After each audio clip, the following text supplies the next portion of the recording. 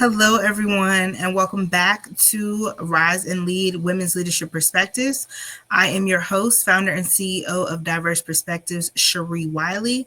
Diverse Perspectives is a consulting and writing firm where we are committed to empowering growth, transforming lives, and reimagining success one client at a time. I am so excited to be back with you today to talk about another point in this series that we have been on for the last few episodes. Today, focusing on consistency. And so, the first two topics that we talked about previously were on confidence and then commitment. And today's topic of consistency really taps into those core values that I discussed previously. We talked about them briefly last week or last episode. And so those core values for me are integrity, passion, and authenticity. And those really drive every single thing that I do. There's never a time when those aren't at the forefront of my mind. And so when we talk about consistency, we are really talking about a reflection of integrity, because when you are driven by integrity, you strive to be consistent in your decisions and in the way in which you operate on a daily basis. And a lot of people do not think about the importance of the direct connection between leadership and consistency, but I would argue that you cannot be a good leader if you are an inconsistent leader, because people will not trust you. And it is very unlikely that people will follow you to places where they do not trust you to lead them. Right. That is the importance of people following you, is because they have to trust your ability to lead them into in a way that keeps them safe and make sure that they are successful. And so if you are inconsistent and they don't really know where you stand on your practices and on, even your beliefs at any given time, then that is going to definitely impact the way in which they follow. And sometimes you've lost people long before they ever tell you, long before they ever leave, because they have conversations. And I know I've been guilty of this, where I've had leaders where I'm always like, in those situations, I was like, I don't trust them. I'm going to do what she says because I have to. I'm going to do what he says because I have to. But that don't mean I trust them.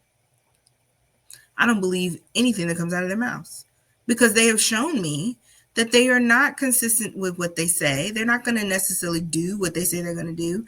They're going to do whatever they want. And a lot of times their decisions are based off of how they feel or what they want. And when that happens, and I'm sure we all can think back to a time where we had a leader where we were like, I don't believe, no, I'm good. Don't ask me to do anything extra. Don't ask me to put my neck on the line, because I know that even if I were to put myself out there, you're not going to have my back. I cannot trust you. And that is what inconsistency causes. It causes a lack of trust, in which your word means absolutely nothing, because you are not consistent in how you just conduct your day-to-day, let alone anything that it has this, really high stakes. Your team learns very quickly whether or not they can depend on you for your word to matter.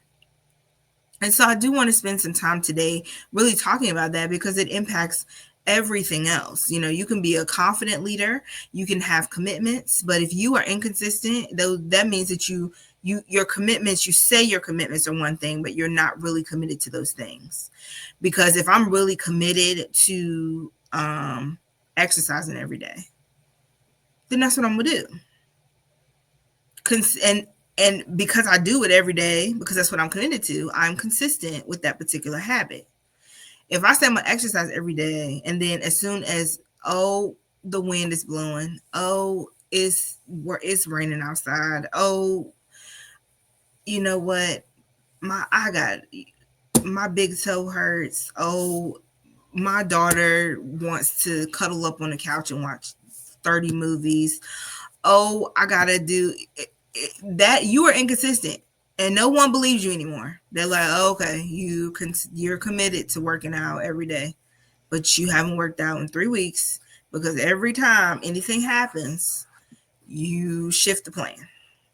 And that's a very light conversation. But what happens if my consistency is that other people are watching me? So let's say I decide that I'm going to have a health podcast instead of a leadership podcast, right? Well, if I'm not doing with the things that I'm encouraging other people to do, they are not going to stay on track, right? Their habits are gonna become the same as mine. It's just the same thing with the podcast. Like this is something that I'm consistent with. I'm committed to, because I think it's that important. This is my commitment, because there is a leader somewhere, and I don't know who it is. It could be you listening. It could be anyone who really depends on me consistently showing up to share the things that I have learned over the years, and the things that I have become an expert in because, I've walked it out. That is my commitment, and I provide consistency in that area. Would it be easy for me to say there are times that life happens and I don't necessarily feel like recording a podcast episode? Of course. But because I'm committed, I'm going to be consistent to it. And because I understand that my role is important to someone who needs to hear what it is that I have to say. And so we have to understand that when we are walking into leadership roles and into spaces where our influence is greater sometimes than even we know, our inconsistencies are doing more damage than we're aware of. And that is why we have to get to a place where we really look at what type of leader do I want to be.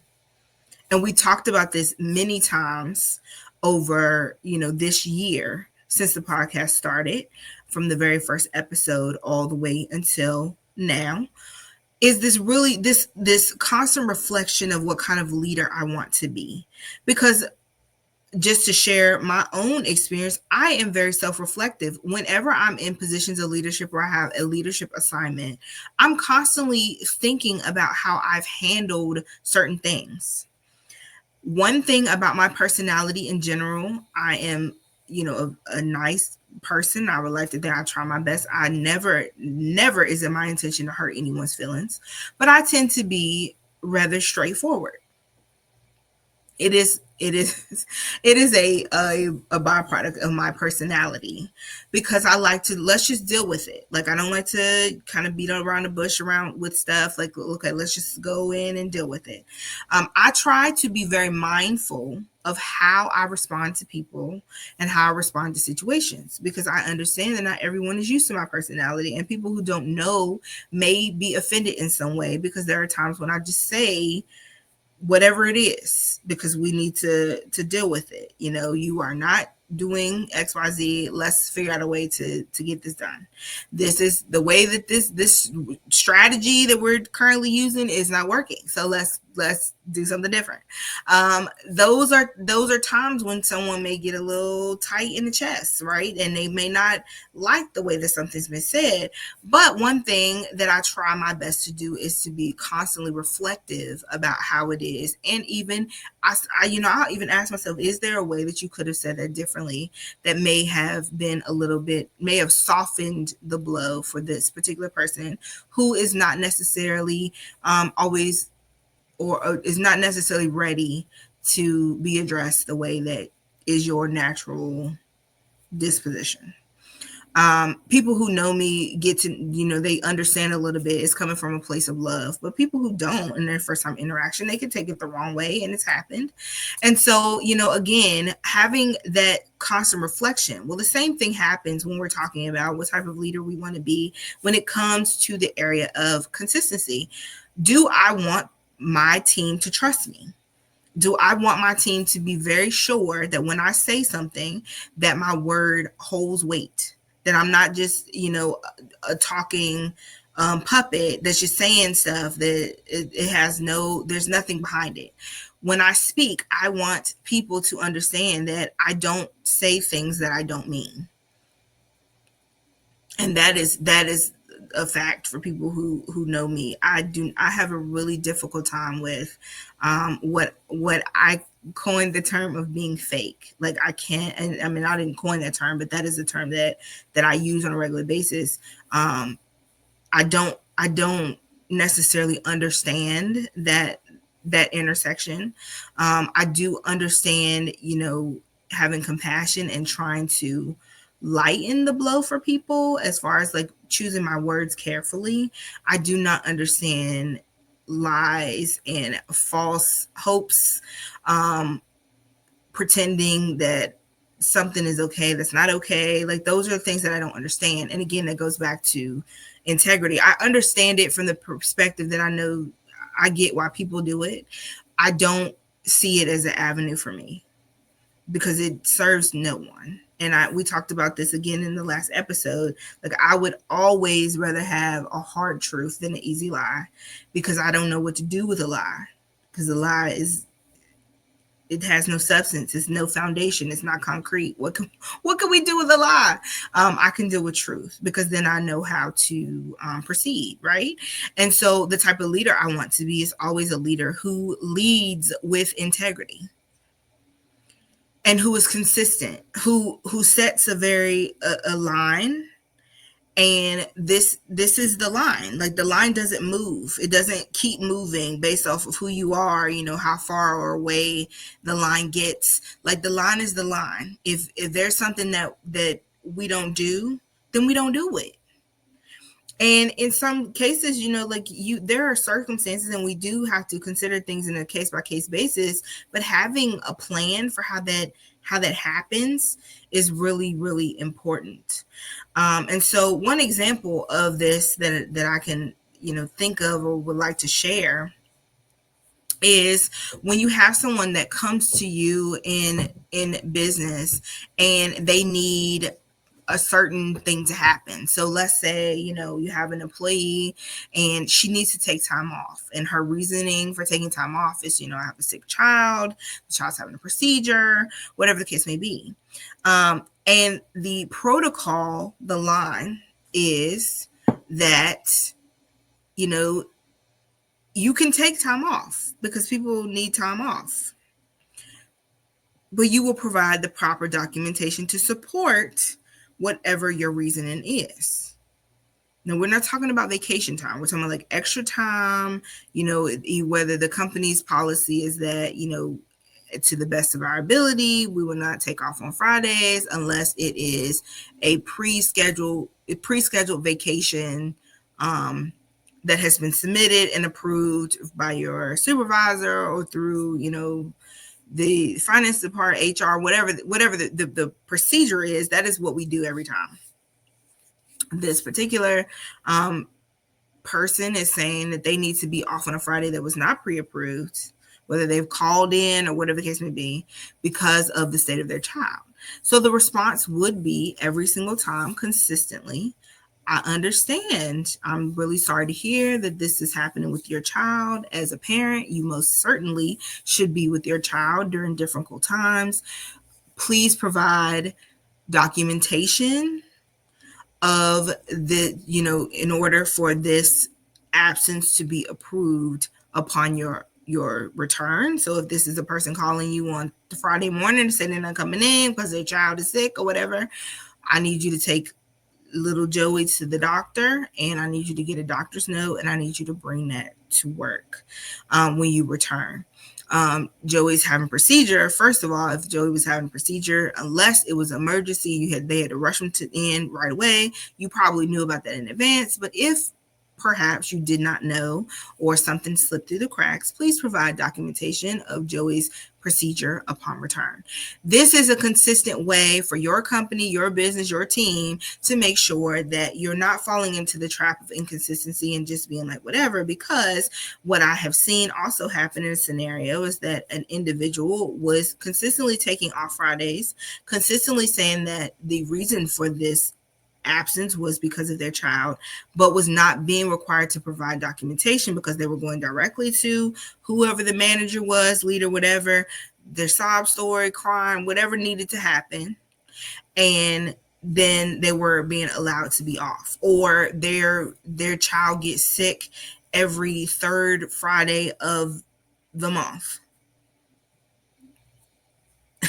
Like, and the reality is that these things happen. Like, people do these things because human nature is like, you, boss, gave me the okay to do this. And once it's happened once, why not do it again? Like, maybe you won't notice that I take off every third Friday or whatever the case may be.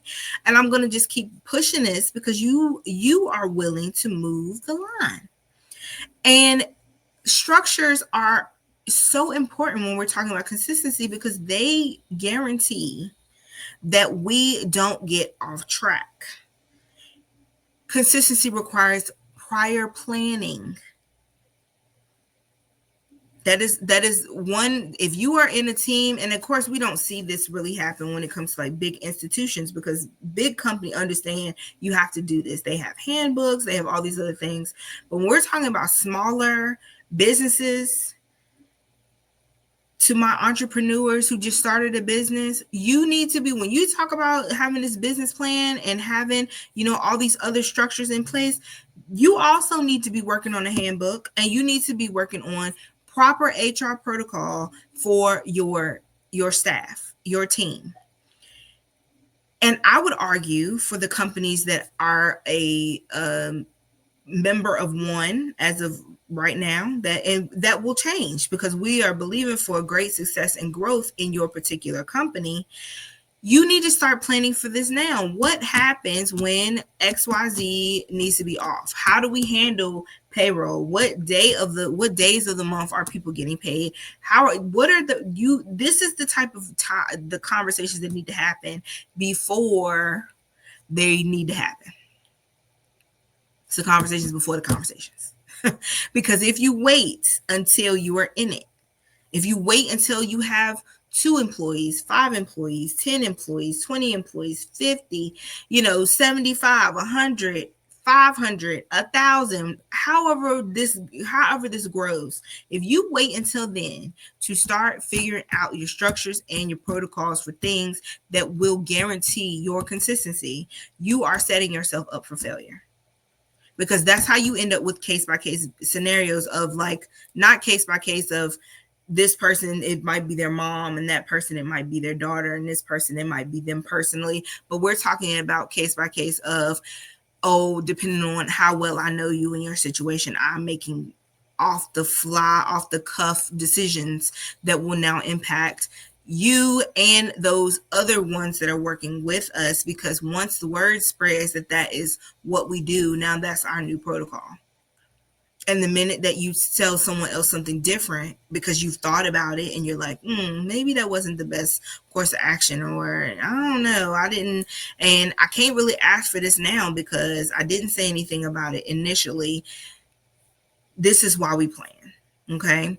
And so these things also, with the consistency, also impacts how our leadership structures occur, because leaders also have to be respectful and mindful of the authority and the structures with other leaders. And again, when you're having these conversations, this should be a conversation. The conversation is that if your boss makes a decision that you don't like, you can't just come to me as a CEO and expect me to immediately overturn that decision. There's a process and a protocol here, because decisions are not made by leadership based off of your emotions. I'm going to say that again for everyone who is not a leader and anyone who is aspiring to be one. Leadership decisions should never be made off of people's emotions. So if you don't like something because it doesn't sit well with you and your personal opinions and thoughts about how things should go, but are completely unaware of the conversations that probably happened long before that decision got to you, I am not going to be the one to sit there and overturn a decision for whatever the reason, because you didn't like that it happened. And so my first response is always going to be, as the leader of the company who is overseeing the leader that you don't want to listen to, is to ask you, that's very interesting. So did you go to your manager and, ask any questions, or try to get more understanding behind the decision that was made? I'm going to ask you, Did you have a conversation with that person? And every leader should be their first go-to. Did you have a conversation with that person? And if the person comes back and says, yes, ma'am, I had a detailed conversation with her. I still don't understand the ins and outs of why this is a thing. Can you help me? Can you talk to her? Can you whatever? And then my response will be, well, that is very interesting. I appreciate you bringing this issue to my attention, and I will have to get back to you on that. And as a leader, you're responsible for looking into it and getting back to me on that. Like you gave your word. So at that point, once that integrity marker goes off, okay, I gave my word that I was going to look into this and get back to this person. So that's what I'm going to do. Now, if I have a very clear understanding or picture or pathway or knew about which proper protocol is that if a manager or leader or director, whatever is under me, is making a decision and is sharing this out with employees that are also within the company, then I would know about it, right? And so we would have had the opportunity to kind of facilitate that, and I would have an understanding of why this decision was made. If for some reason I don't, then that is a conversation that I would have with that person privately. But for me, it's always about the respect of the leader. Even though I am considered the head of my company, I still respect the people that work for me because they are experts in their own right, and they deserve the respect of having a private conversation and not me calling them out or putting them down or whatever the case may be, which I have seen leaders do. And it really undermines the effectiveness of that particular leader. And so making sure that we're not doing that, we're not going around people's heads, even when it comes to an issue of familiarity. I'm not making decisions based off the fact that you're my friend, you're my relative, whatever the case may be. What did your supervisor tell you to do? What did the manager tell you to do? And why was that? And if you don't understand, I need you to get some clarity and then come back to me and we could talk it through, especially if we're related. Like, I don't have a problem having that conversation with you, but I'm not going to bash that person and I'm not going to just override what they said just because you don't like the decision. And keeping things very much in focus is really, really important because you don't want to destroy even peer-to-peer, leadership-to-leadership interactions, because that's really, really what creates negative and toxic environments when people do that on a regular basis. We are creating an environment of integrity and respect for any place that I am in and anything that I'm over, because that's just how I roll. Okay. And so moving on even from there, so how is it as well as we as leaders make sure that we're consistent when we have to correct behaviors? And that's I see a lot of leadership teams really struggling with this because people don't like to have negative interactions, right? Like, most people are non-confrontational, and that is absolutely nothing wrong with not liking conflict, but we have to address issues. And I can say, like, for my own my personality was once very, very timid, very, very quiet. I still am relatively quiet. I'm an observer, so I'm observing things and analyzing things and constantly in a place of reflection. And but I used to not like deal with issues because, I didn't want people getting upset. I want to be whatever. And what I found is that things were not being solved and stuff was just going on. And eventually people were just kind of like going around me to get stuff done because, she's not going to say anything. Like, even if I disrespect her or whatever, she's not going to say anything. And I had to get to a place where I was like, no, we're not doing that anymore, because if I'm put into the position of leadership over you, that happened for a reason, because I have never been given any opportunity based off of who I knew or what my connections were. Like, I have had to earn every space that I have been in. And, even if it was a situation where I found favor in the eyes of someone, it was based off of the work that I had done, not because, we were buddy. I deserve to be in the spaces that I'm in because I am, confident in my knowledge and intellect, and I really care about people and I want people to get better. And that is also the reason why I have to have hard conversations sometimes because growth comes in discomfort. And yes, confrontation can be quite uncomfortable, however, quite necessary. And so I really, really, again, admonish teams to prepare for conflict resolution interactions in advance. Like waiting until the conflict happens is a good way for you to just try to avoid it, and nothing gets accomplished with that. And so, just being really, really mindful of the fact that strategy is key when we're talking about consistency. And every time that we go into these situations, we're consistent about how we deal with them. When there's an issue, we address it quickly. We don't let it linger. It's not like, oh, Sally did this 2-3 months ago. She didn't even know at this point, like, what are we talking about? She might not even remember what happened. And the reason why you took so long to have a conversation about it is because you were afraid to address the issue. That is also inconsistent. But then you have other people who you will throw under the bus or strip bare in front of everybody in a meeting because you are not afraid of them and you don't think they're going to do anything. And that says more about you and your integrity than it does about them and whatever it is you feel like they said or did.